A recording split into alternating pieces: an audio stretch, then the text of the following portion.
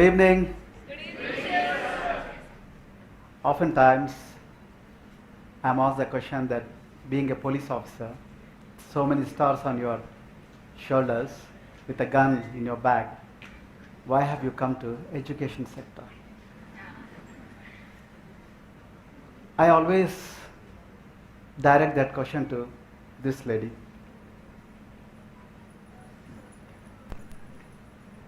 The lady here is my mom.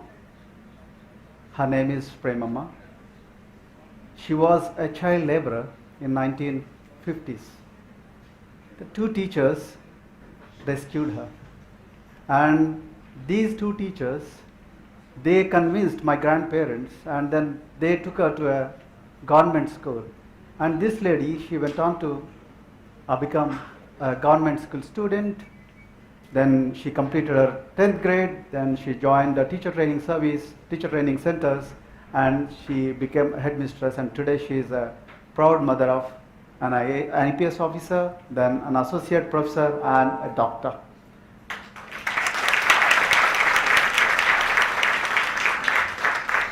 If a child laborer in this country could become a teacher and then to become a mother of an IPS officer, I think this story must resonate in all the households where there is poverty. This lady, when she told her story at her 72nd year in my home, then I started thinking.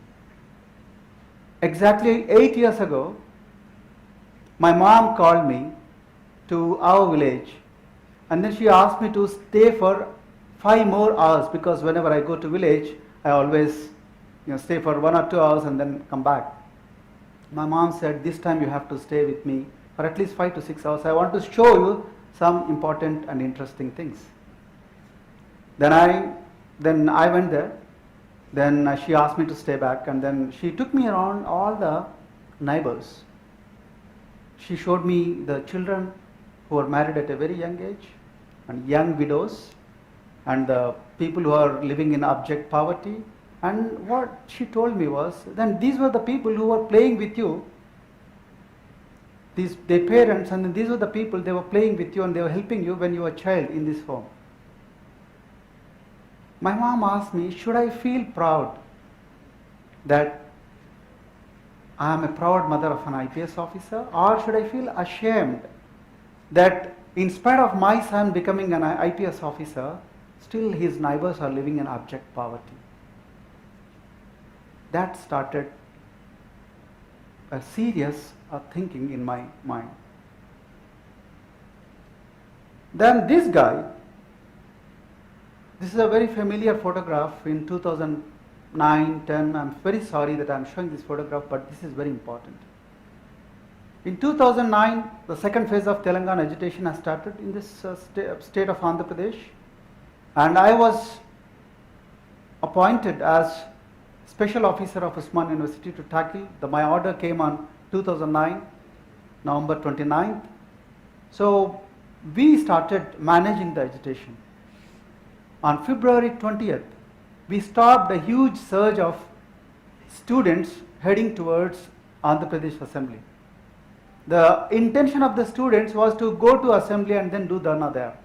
And no police officer or any law and order personnel would allow this kind of agitation in front of state assembly, because it's a center of power.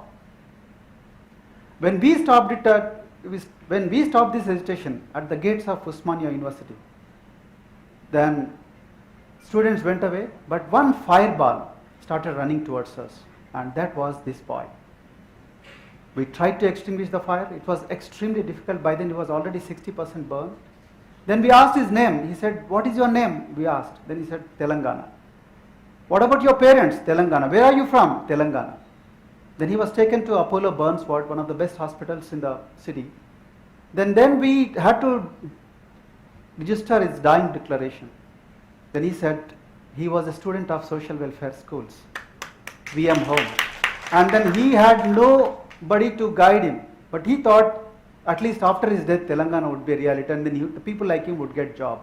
What I started thinking was, what prompted a boy, young boy, an orphan who studied in social welfare hostels to start thinking about taking his life. What is that powerful sentiment? Can it be a positive sentiment? Can it be a positive sentiment which can give life to thousands and thousands and thousands of people? Is that question which started me thinking and thinking. Then I decided, without second thought, I decided I should take a break from policing, and then I should start studying. At the age of 44, believe it or not, I used to get up at 5 a.m. after the entire tear gas shelling and then evening negotiations. I used to go home, take a shower, and then start preparing for GRE, then TOEFL. At the age of 44, I used to prepare for GRE, TOEFL, and then I cleared GRE and TOEFL with good scores. Then I applied for 4 universities, 2 Ivy Leagues, Harvard and Princeton, and London School of Economics and another university. Then I was lucky enough to get into Harvard and then London School of Economics. Then I decided to go to Harvard. So after having gone to Harvard, when I came back, then I wanted to contribute to the system in such a way that children like this will not have to, do this kind of daring acts. So I decided to join the social welfare residential institutions. The then Chief Minister, I just walked into Chief Minister's chamber, and then he was kind enough to give me an appointment, and then I told him my intention. I was a student of social welfare hostels. Please give me an opportunity to serve the people, to serve the the country and to serve the state. Then he immediately accepted, and then he posted me. And this was my first photograph when I entered into the classroom. So when I entered into my office, there was a huge dharna because they didn't want a police officer with a gun in his back to be sitting on the chair of an educational institution. But I said, no, I am not here to act as a police officer. I am here to act as a student. I am here to empower the teachers so that the children will get benefited and the poorest of the poor will get what they really deserve. So instead of picking a fight with the unions, I stepped aside and then I focused on the students because that is the entire core area of the education system. So I went to the classrooms and then I started talking to the children, then I started talking to the parents, I started talking to the teachers. Then for 6 months I did not come to office at all. So I used to sign the files in the trains, I used to sign files in the offices, then I used to sign the files in the guest houses, but very rarely I used to come to office because that kind of focus is very, very important. So unless you have a ground reality, unless you have a feel of ground reality, unless you talk to people, you don't understand what they really deserve. We can have very good air-conditioned offices, but the more and more you get used to those air-conditioned offices, then you are not going to do anything great to the people. So that was my first journey, and then I shook my hands with thousands of students. For the first time, students saw their head of the department, a secretary, who knows what has to be done to those people.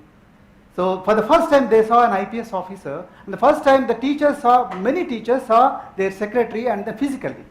So that was the condition. So we changed all that, and after that what happened is this. So we could launch adventurous expeditions. To change the mindset of poor people, you need to capture their imagination. It is not the question of spending money. It is not the question of building fancy houses. No, it is the question of capturing their imagination. It is a question of helping them discover their innate potential.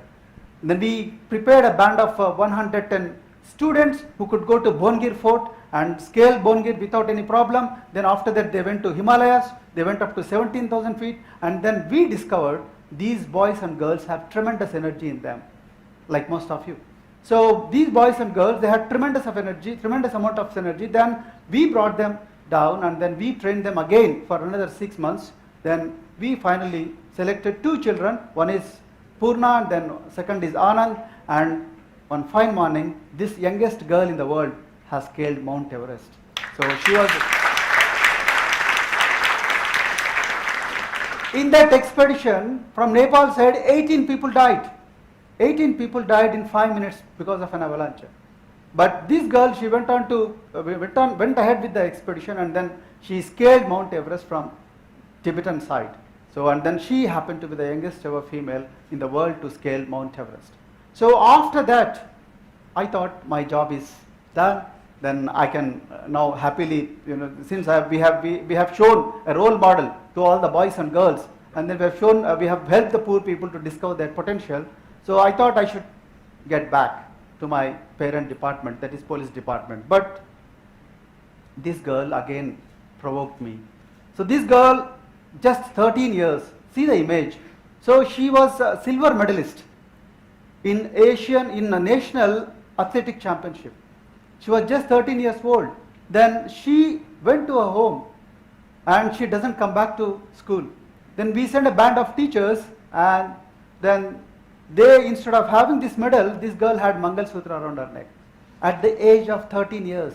Today in this country, many children quite a few children are getting married at this age in the villages.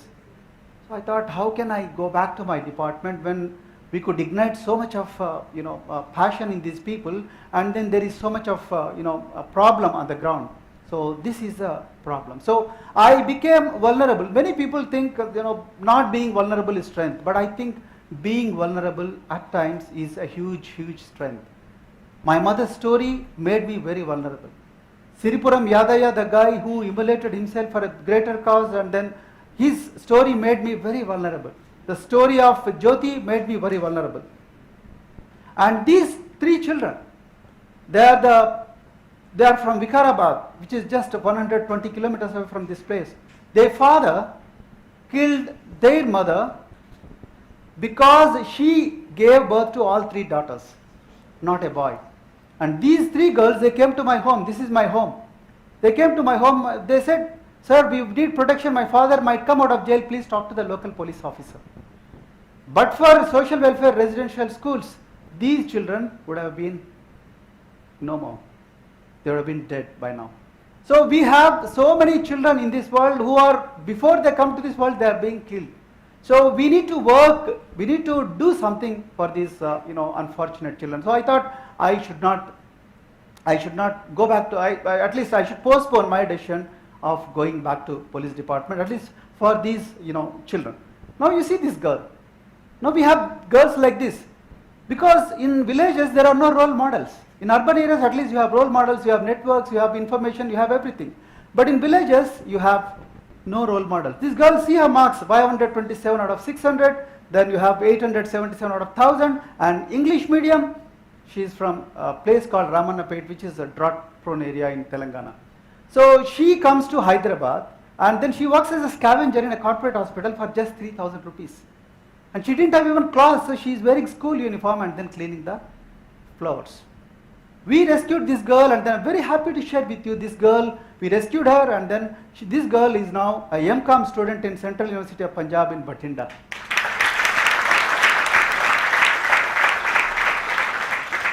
So when you have so much of problem, in the ground, so we as people who are endowed with so much of authority, so much of comfort, so much of power, authority, then comfort, everything. So we always complain. But I strongly think that we should not complain, because we have so much to do on the ground, so many girls like this to be rescued. So that's the reason why I thought I should continue in this position as the Secretary of Residential Schools. Today, thanks to the government, and then thanks to many well-wishers like you, we are able to transform a new generation. Today we have students who are studying in St. Stephen's from interior forest areas. Today we have students who are studying in Miranda House and Lady Sri Ram, although they have no money to buy sanitary napkins. Although there is so much of poverty, but there is so much of potential, and we are very happy to uncover that potential so that these children can go to the best of institutions in this country and in this world. Friends, today what I want to tell you is we have been endowed with everything, but today what we have to decide is, can I leave a legacy in this world?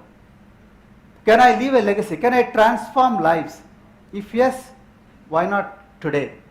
If not me, who? If not now, when? This is the question you all have to ask again and again and again and again. Thank you so very much.